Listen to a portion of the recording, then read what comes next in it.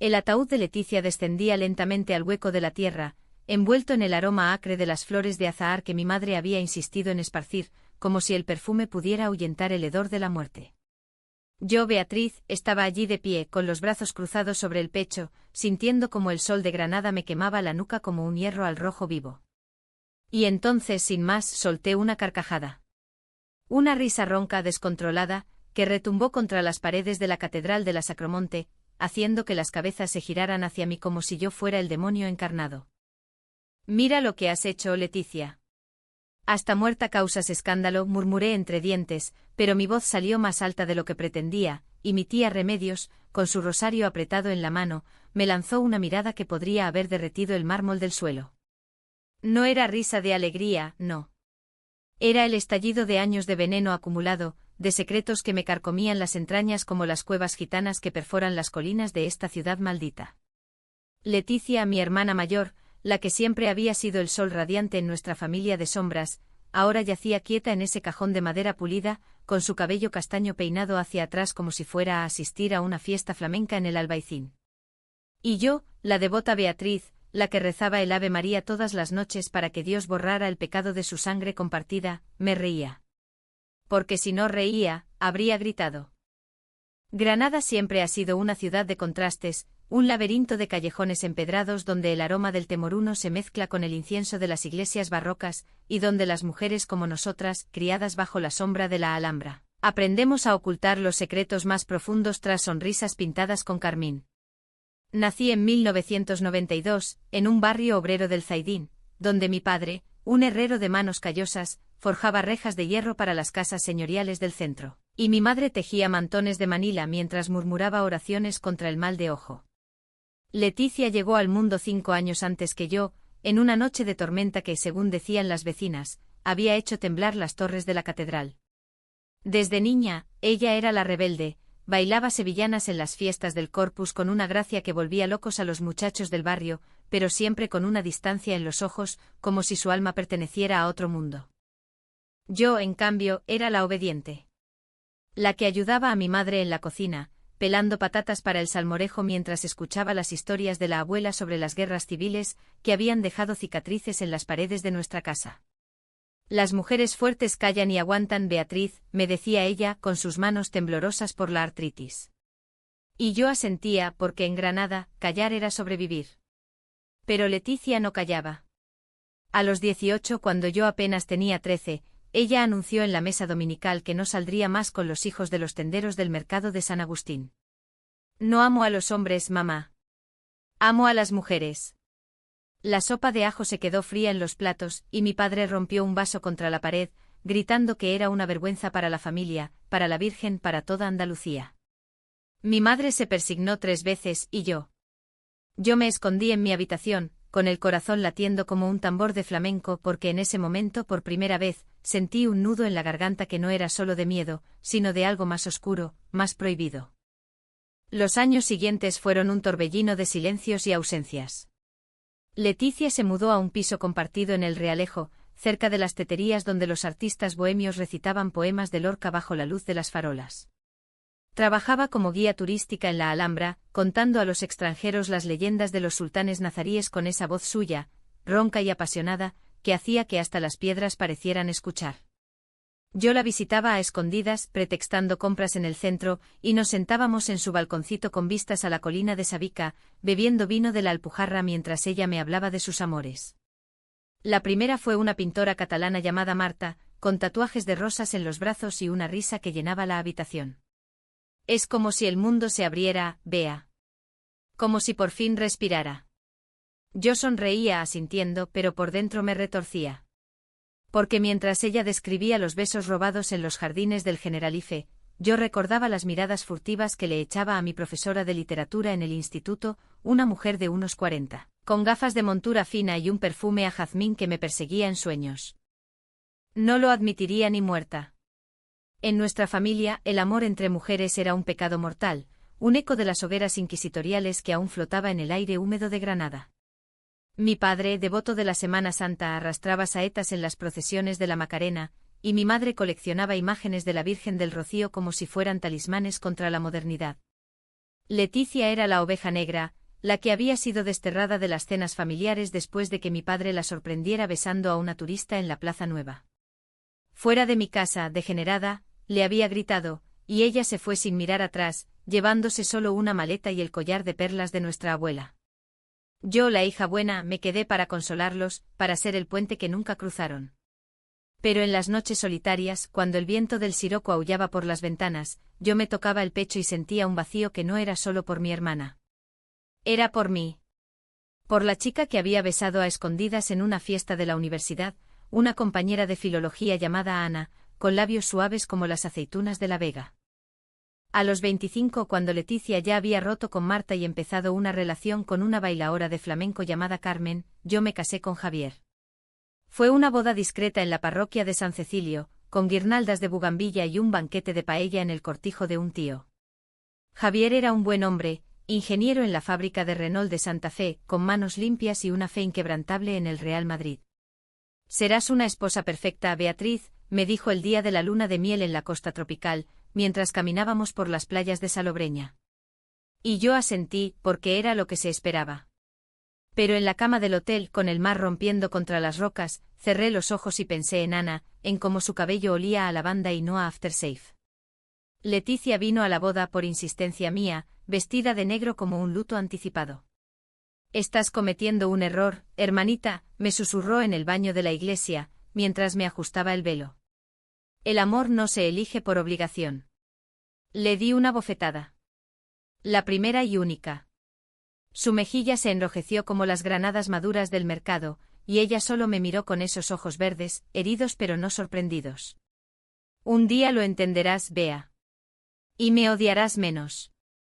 Después de eso, nos distanciamos más.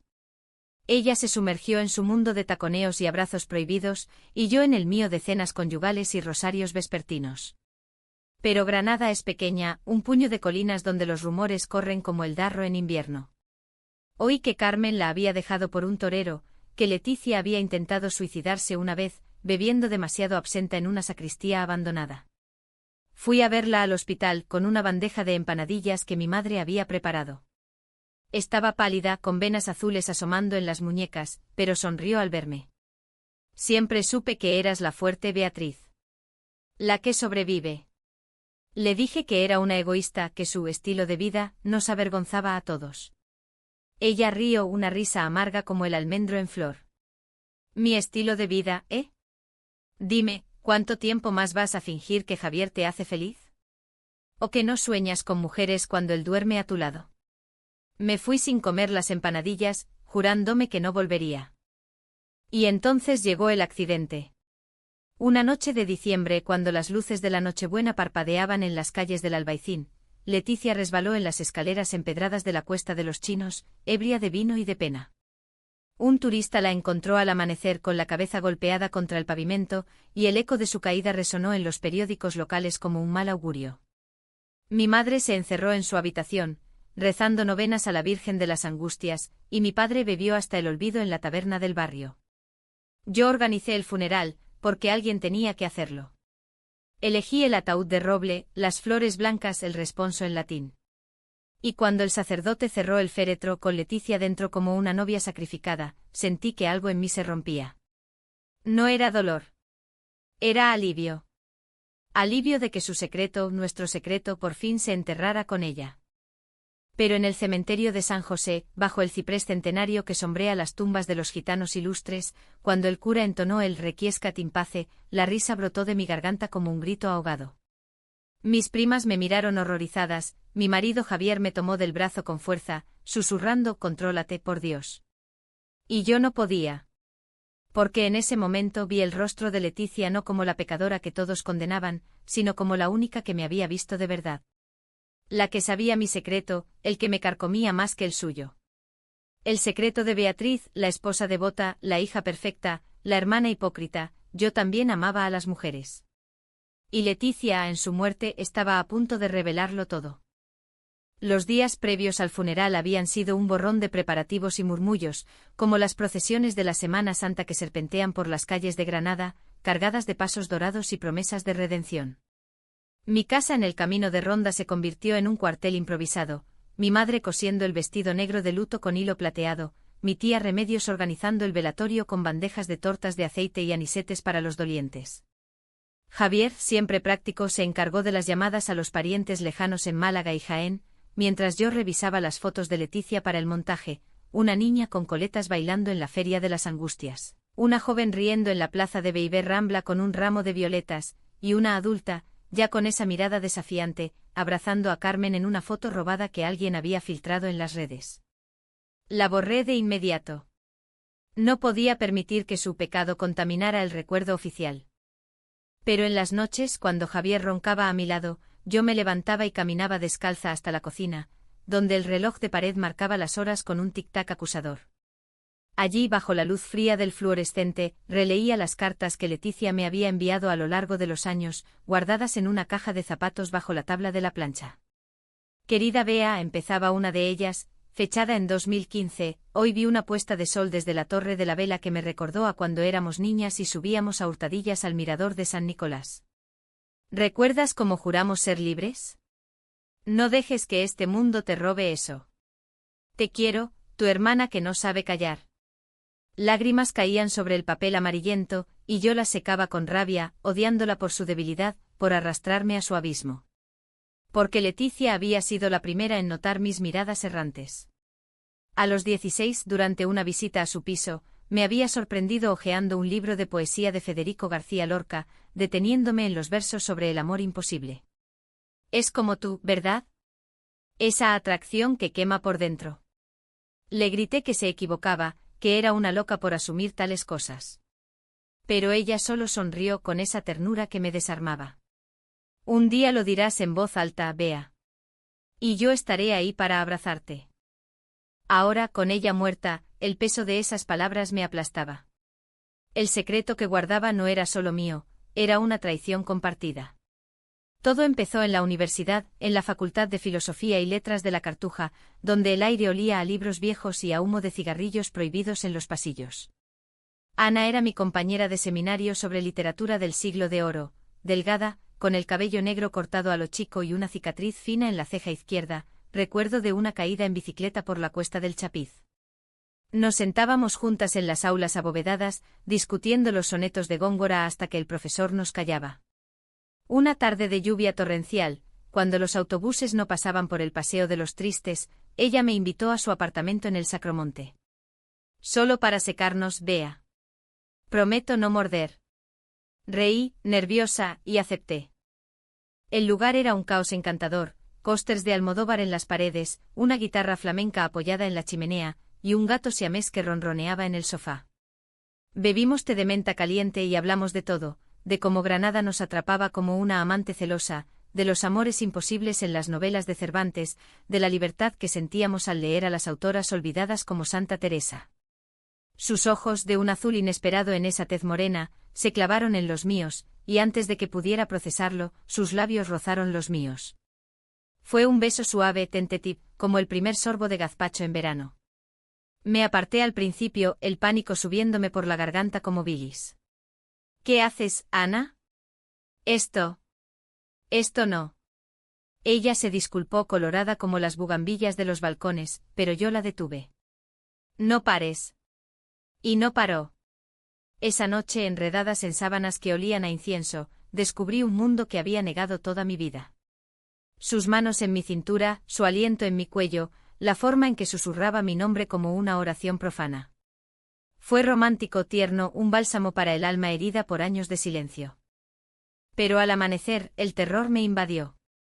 Me vestí a toda prisa, balbuceando excusas sobre clases y familia, y salí corriendo bajo la llovizna, con el sabor de ella aún en los labios. No volví a verla en el seminario, cambié de horario, evité los pasillos donde su risa resonaba. Semanas después, Leticia me encontró llorando en un banco del Paseo de los Basilios, con la cabeza entre las manos. Es Ana, ¿verdad? La chica de la que me hablaste. Asentí sollozando y le conté todo. Ella me abrazó fuerte como cuando éramos niñas y nos escondíamos de las tormentas en el desván. No estás sola, Bea. Yo pasé por lo mismo. Es parte de ti, no un error. Por un momento la odié por su certeza, por haberlo vivido sin vergüenza. Pero también la amé porque en ese abrazo sentí por primera vez que no era un monstruo. Sin embargo, el miedo ganó. Le pedí a Leticia que jurara no decírselo a nadie, ni siquiera a Carmen. Y ella juró con la mano sobre el corazón. Pero yo no podía parar. Después de Ana, hubo otras, una breve aventura con una librera del centro, que me regalaba ediciones raras de Rosalía de Castro, un flirteo con una turista francesa en las cuevas del Sacromonte que terminó en un beso robado bajo las estrellas. Cada una era un secreto más, un hilo en la telaraña que me asfixiaba. Me casé con Javier para silenciarlo todo, para convertirme en la Beatriz que todos esperaban, la que iba a misa los domingos en la iglesia de San Salvador, la que cocinaba fabada asturiana para las fiestas patronales, la que sonreía en las fotos familiares como si el mundo fuera un tapiz sin rasgaduras. Leticia, en cambio, vivía a pleno pulmón. Su relación con Carmen floreció como los naranjos en primavera, bailaban juntas en las zambras del Sacromonte, viajaban a Sevilla para ver los toros, y hasta adoptaron un perro mestizo que llamaron Lorca. Pero el escándalo las perseguía. Mi padre las vio una vez, abrazadas en la plaza de Mariana Pineda durante las fiestas de la Cruz, y me llamó furioso: tu hermana es una vergüenza. Dile que se busque un hombre decente o que no pise más esta casa. Le transmití el mensaje a Leticia por teléfono, y su voz al otro lado fue un susurro roto: dile a papá que lo quiero, Bea. Pero no puedo ser lo que no soy. Colgué sintiéndome como Judas, y no la llamé en meses. La ruptura con Carmen llegó como un mazazo. Fue en el verano de 2024, cuando el calor de Granada se volvía insoportable y los turistas invadían las calles como una marea rubia. Carmen se enamoró de una productora de cine que filmaba una serie sobre Lorca en el Albaicín, y Leticia se hundió. La encontré una noche en su piso, rodeada de botellas de manzanilla y fotos rasgadas. Duele tanto, Bea. Amar así. Es como bailar sobre brasas. La consolé como pude, pero en mi interior bullía la envidia. Envidia por su valentía, por no esconderse. Tú al menos lo intentas, le dije, y ella me miró fijamente. Tú también podrías, si dejaras de tener miedo. Javier no es tu cárcel, tú lo has hecho así. Discutimos, palabras afiladas como los cuchillos de mi padre en la forja. Le acusé de egoísta, de destruir a la familia con su enfermedad. Ella me llamó cobarde e hipócrita. Admítelo de una vez. Tú eres como yo, y lo sabes. Salí dando un portazo, y no volví a verla con vida. Ahora, en el velatorio de la sacristía, con el aroma a cera de vela y café solo, los parientes cuchicheaban sobre mí. Pobre Beatriz, tan afectada está que ríe para no llorar. Javier me apretaba la mano, su anillo de boda frío contra mi piel. Mi madre, con los ojos hinchados como ciruelas pasas, me susurró: tu hermana te quería mucho, hija. Perdonarla ahora. Asentí, pero por dentro gritaba. ¿Perdonarla por qué? ¿Por vivir? ¿Por saber mi verdad antes que yo misma? El sacerdote, un hombre anciano con sotana raída, se acercó al final del responso. Hay una carta, Beatriz. De Leticia. Para ti. Debajo del cojín del ataúd. Mi corazón se detuvo. ¿Qué? ¿Cómo? Él se encogió de hombros. Lo dejó en mi confesonario hace semanas. Dijo que solo en caso de... No terminó. Con manos temblorosas, abrí el féretro una última vez, bajo las miradas atónitas de la familia. Allí, entre las rosas blancas, un sobre amarillento con mi nombre en la caligrafía florida de Leticia. Lo abrí y las palabras me golpearon como un vendaval del levante. Querida Beatriz, si estás leyendo esto, es porque el mundo me ha ganado la partida. No llores, hermanita, baila por mí en las cuevas del Sacromonte con tacones que resuenen como mis verdades calladas. Sé que me odias o crees odiarme por haber sido la mancha en el mantel inmaculado de nuestra familia. Por haber amado a mujeres cuando papá rezaba por hijos varones y mamá soñaba con nueras de velo y mantilla. Pero Leticia, la pecadora, tiene un secreto que te libero hoy: no fui la primera. Tú lo eras antes que yo. ¿Recuerdas la noche en que encontramos el diario de la abuela en el ático, ese cuaderno polvoriento con páginas llenas de versos sobre una compañera de alma, que la besaba bajo los olivos de la Vega? Mamá lo quemó en la chimenea, diciendo que era locura de la guerra. Pero yo lo leía a escondidas, y vi en tus ojos el mismo fuego. A los 12, cuando jugábamos a ser sultanas en los jardines del Alcázar Genil, me besaste en la mejilla y tardaste en soltarte. Pensé que era inocencia infantil, pero ahora sé que era el comienzo. Tú, Beatriz, la fuerte, la callada, has llevado esa carga sola, traicionándote a ti misma por salvarnos a todos. Javier es un buen hombre, pero no tu hombre. Ana no fue un error, fue tu verdad. Y todas las que vinieron después, las que negaste con bofetadas y silencios, eran ecos de lo que somos, hijas de Granada, ciudad de amores prohibidos, donde Lorca cantaba a la luna por los muertos que no caben en ataúdes de madera. Mi secreto no es solo el amor que profesé con Carmen, con Marta, con las sombras de las teterías. Es que te salvé, Bea. Cuando papá me echó, te quedaste para protegerlos, pero yo escribí esa carta anónima al obispo, fingiendo ser una amiga preocupada, para que te diera esa beca en la universidad y pudieras escapar un poco.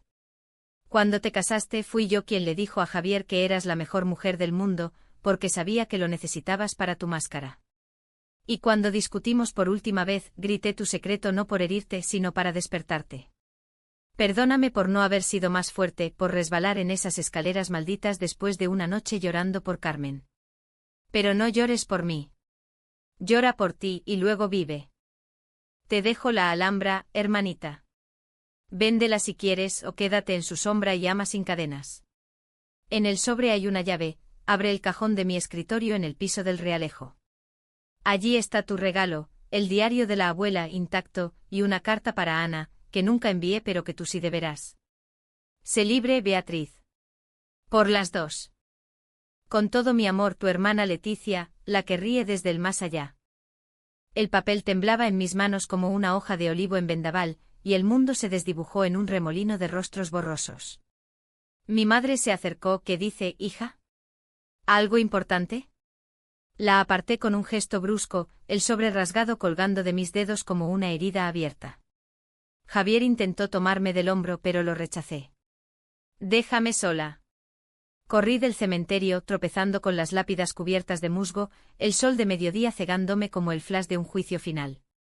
Llegué a mi coche aparcado en la cuesta del cementerio, y conduje a ciegas hacia el Realejo, con las lágrimas nublando el parabrisas y el tráfico de Granada pitando a mi alrededor como un coro de condenas. El piso de Leticia estaba tal como lo recordaba, puertas de madera tallada, alfombras beréberes en el suelo, y el eco de un cante hondo flotando desde el equipo de música, donde un disco rayado de camarón de la isla gemía sobre el desamor. Usé la llave del sobre para abrir el cajón inferior del escritorio, un mueble antiguo rescatado de una subasta en el Zacatín. Dentro, envuelto en seda roja, el diario de la abuela, tapas de cuero agrietado, páginas frágiles como alas de mariposa. Lo abrí al azar, y las palabras de una mujer muerta hacía décadas me golpearon. Hoy, mi Dolores me besó en el huerto, bajo la luna llena. Sus labios saben a miel de la Alpujarra, y por un instante olvido las campanas de la catedral que llaman a misa. Dios me perdone, pero no puedo arrepentirme de este amor que me hace viva. Mi abuela, la santa de la familia, la que bordaba mantos para la Virgen, había sido como nosotras. Un secreto enterrado bajo capas de devoción, como las cisternas nazaríes bajo la Alhambra. Junto al diario, la carta para Ana, una hoja perfumada con jazmín, en la letra de Leticia.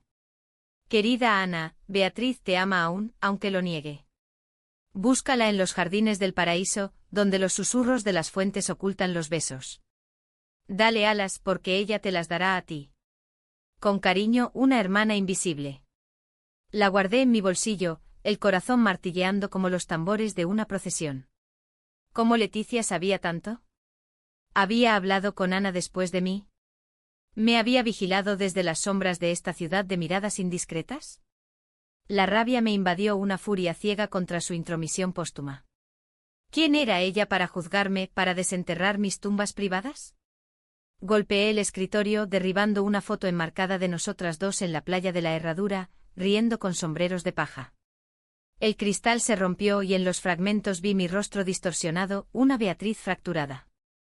Salí del piso tambaleándome, bajando las escaleras empedradas del Realejo hasta la plaza de Santo Domingo, donde los vendedores de castañas asadas llenaban el aire de humo dulce. Me senté en un banco bajo un plátano de sombra, el diario en el regazo, y lloré como no había llorado nunca, sollozos guturales que atraían las miradas de los transeúntes, una gitana con pañuelo en la cabeza que se acercó a ofrecerme un ramito de romero. Para el mal de amores, guapa. Lo acepté y en ese gesto el peso se aligeró un poco. Leticia no me había traicionado, me había salvado como siempre. Su muerte no era un final, sino un comienzo forzado, un empujón desde el abismo. Llamé a Javier desde allí, con la voz entrecortada.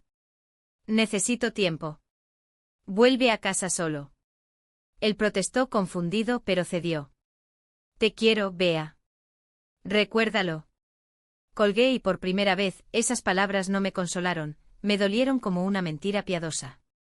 Marqué el número de Ana, que había guardado en un rincón olvidado de mi móvil, un contacto sin nombre, florista. Sonó 3 veces antes de que contestara.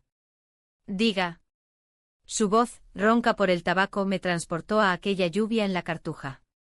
Soy Beatriz. ¿Te acuerdas de mí? Silencio, luego un suspiro. ¿Cómo olvidarte? ¿Qué ha pasado? Le conté todo en un torrente, el funeral, la carta, el diario, mi vida de fachadas. Ella escuchó sin interrumpir, y al final dijo, ven a mi casa. Hablaremos. No estás sola. Conduje hasta las afueras, al barrio de Los Pajaritos, donde Ana regentaba una floristería en una calle anodina, rodeada de chalets con jardines descuidados. Me recibió en la puerta de su piso superior con el cabello más largo ahora, recogido en una coleta desordenada, y un delantal manchado de tierra. Entra, dijo y me abrazó como si no hubieran pasado 10 años. Nos sentamos en su cocina diminuta, con vistas a un limonero en el patio, y le di la carta de Leticia. La leyó en silencio, lágrimas rodando por sus mejillas. Tu hermana era una santa. Sabía lo que yo sentía por ti, Bea. Pero te dejé ir porque pensé que era lo mejor. Hablamos horas, de los amores fallidos, de la soledad de Granada en invierno, de cómo la sociedad aún susurraba marimacho a las mujeres que caminaban de la mano por el paseo del salón. En un momento su mano rozó la mía sobre la mesa, y no me aparté. Fue un toque eléctrico como el primer beso, pero ahora cargado de historia. Esa noche no dormí en su cama, pero sí en su sofá, con una manta tejida a mano y el aroma de sus plantas envolviéndome. Al amanecer, con el canto de los mirlos en el limonero, tomé la decisión más difícil, divorciarme de Javier. No por traición, sino por honestidad. Le escribí una carta larga, explicándolo todo sin detalles hirientes, no te merezco porque no me he amado a mí misma. Él la recibió 2 días después, en el velatorio familiar que organicé en casa, y solo dijo, si es tu verdad, ve por ella. Pero Granada es pequeña, cuídate. Mi madre, al leer el diario de la abuela, se derrumbó en una silla, persignándose. ¡Ay, Dios mío! ¿Cómo no lo vi? La abracé y por primera vez, no había secretos entre nosotras. Somos más parecidas de lo que creías, mamá. Pero el verdadero clímax vino una semana después, cuando regresé al cementerio de San José bajo una lluvia fina, como la de aquella noche con Ana. Llevaba el diario de la abuela y la carta de Leticia, envueltas en plástico. Arrodillada ante la tumba fresca aún sin lápida, susurré, perdóname por reírme, hermana. Por odiarte cuando te envidiaba. Tu secreto me liberó el mío. Enterré los papeles en la tierra húmeda, un sacrificio pagano en suelo sagrado. Y entonces, como si el viento del Darro conspirara, oí un crujido. No era imaginación, el móvil en mi bolsillo vibró. Un mensaje de un número desconocido, Bea, soy Carmen. Leticia me dejó un vídeo para ti. En su piso, en el armario. Ve ahora.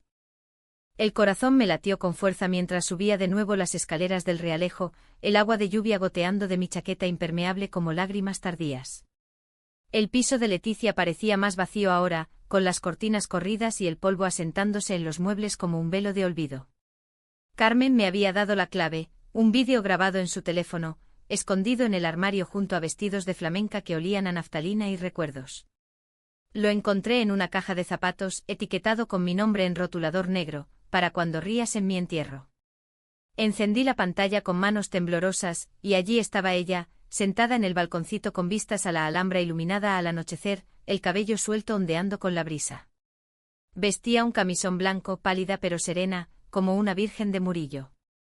Hola, Beatriz, empezó con esa sonrisa torcida que siempre me desarmaba. Si estás viendo esto es porque has encontrado la carta, y porque reíste en el funeral, como yo sabía que harías. No fue burla, lo sé, fue tu armadura rompiéndose. Siéntate, respira. Tengo algo que decirte no como hermana, sino como tu espejo. Hizo una pausa sorbiendo de una taza de té humeante y el vapor empañó la cámara por un segundo. Mi secreto no es solo el que conoces. No es Carmen ni las noches en las zambras donde bailaba con sombras femeninas. Es más viejo, más profundo. Mamá no me lo contó todo sobre la abuela, ¿verdad? Yo lo descubrí hace años, investigando en los archivos de la Biblioteca de Andalucía. Nuestra abuela no solo amó a Dolores, la salvó. En la posguerra, cuando las falangistas cazaban rojas y degeneradas, Dolores fue denunciada por una vecina envidiosa. La abuela la escondió en las cuevas del Sacromonte disfrazada de monja, hasta que pudo huir a Portugal. Arriesgó todo, su matrimonio, su fe, su vida. Y en su diario escribió: el amor verdadero no pide permiso a los curas ni a los generales. Se vive o se muere. Yo quise ser como ella, Bea. Por eso salí del armario a los 18, aunque sabía que papá me repudiaría. Por eso amé sin filtros, aunque doliera como un tacón en la garganta. Pero tú elegiste el silencio, y lo respeto. Tu traición no fue la bofetada ni las palabras duras, fue creerte sola. Mi secreto final es este: te he estado protegiendo siempre, pero ahora te libero. En el vídeo que sigue hay un testamento notarial. Te dejo todo, el piso, mis ahorros, y una parcela en la Alpujarra que compré con Carmen para nuestra vejez. Véndelo, quémalo o construye allí un refugio para amores como el nuestro. Y por favor, busca a Ana. Dile que Leticia, la muerta charlatana, le da las gracias por hacerte sonreír de verdad. La pantalla se oscureció y pulsé play en el archivo adjunto, un documento escaneado, firmado ante notario en la Plaza Nueva. Leticia me había legado su vida, literal y metafóricamente. Lágrimas calientes rodaron por mis mejillas, mezclándose con la lluvia que entraba por la ventana entreabierta. No era ira lo que sentía ahora, sino una gratitud abrumadora, teñida de dolor. Ella había planeado su salida como un guión de teatro lorquiano, la carta en el ataúd, el vídeo escondido, el empujón final hacia mi libertad. ¿Cuánto tiempo había sabido de su accidente inminente? ¿Había bebido esa noche sabiendo que resbalaría, o fue un adiós impulsivo? El misterio me carcomió, pero en el fondo, supe que no importaba. Leticia había elegido morir en sus términos, revelando no solo su secreto, sino el nuestro compartido, el de una familia de mujeres silenciadas por siglos de machismo y fe ciega. Salí del piso al amanecer con el teléfono en la mano y el corazón más ligero. Caminé por las calles del Albaicín, aún dormidas bajo la niebla matutina, pasando por las teterías cerradas y los miradores donde los primeros pájaros piaban como un coro de redención. Llamé a Ana desde el mirador de San Nicolás, con la Alhambra extendiéndose ante mí como un sueño de palacios rojos y jardines eternos. He visto el vídeo. Leticia. Ella lo sabía todo. Ana rió suavemente al otro lado. Tu hermana era una bruja buena. ¿Vienes a desayunar? Tengo churros y chocolate en la plaza de toros. Asentí, aunque no pudiera verme. Sí. Y después vamos a la Alpujarra. Quiero ver ese refugio. Los meses siguientes fueron un torbellino de cambios, como las riadas del Genil en primavera. El divorcio con Javier fue amable, él encontró consuelo en una enfermera de su trabajo, una mujer devota que lo llevó a peregrinaciones al Rocío. Mi madre, después de leer el diario de la abuela, empezó a asistir a reuniones de un grupo de viudas en la parroquia, donde confesó su propia juventud reprimida, un amorío con una costurera en los años 70 abortado por el miedo al que dirán. Somos más libres de lo que creíamos, hija, me dijo una tarde, mientras pelábamos naranjas en la cocina. Papá, endurecido por la pérdida, solo gruñó al principio, pero un día me abrazó en silencio tras una misa por Leticia, sus manos de herrero temblando en mi espalda. Con Ana el romance renació despacio como un rosal tras el invierno. Paseábamos de la mano por los jardines del Generalife, ignorando las miradas de los jubilados en los bancos. Bailamos flamenco en una zambra privada del Sacromonte, mis pies torpes siguiendo sus pasos gráciles, riendo hasta que el alba nos encontró exhaustas. Vendí la parcela de la Alpujarra por una suma modesta, y con el dinero, reformé el piso de Leticia en el Realejo, lo convertí en un pequeño centro cultural, La sombra de las hermanas, donde mujeres como nosotras leen poesía, comparten historias y aprenden a bordar mantones con hilos de colores que no se esconden. Un año después, en el aniversario de su muerte, organicé una vigilia en el cementerio de San José. La tumba ahora tenía una lápida sencilla: Leticia, bailarina de verdades. Familiares, amigas de Leticia e incluso Carmen, que había regresado de Madrid para honrarla, se reunieron bajo las estrellas. Leí pasajes del diario de la abuela, y Ana cantó una saeta flamenca, su voz elevándose como humo de incienso. No reí esa noche, lloré, pero con una paz que Granada, en su sabiduría milenaria, me regaló. Leticia no había revelado un secreto para herir, sino para sanar. El suyo, el mío, el de todas nosotras. Hoy, caminando por la cuesta de los Chinos donde ella resbaló, siento su presencia en cada adoquín, en cada brisa que susurra vive. Soy Beatriz, la que rió en el ataúd, pero también la que baila ahora sin cadenas. En esta ciudad de secretos nazaríes y amores lorquianos, he encontrado mi verdad: el amor no es pecado, es el pulso de la vida. Y por Leticia, mi hermana eterna, lo honraré cada día, con el corazón abierto como las puertas de la Alhambra al amanecer.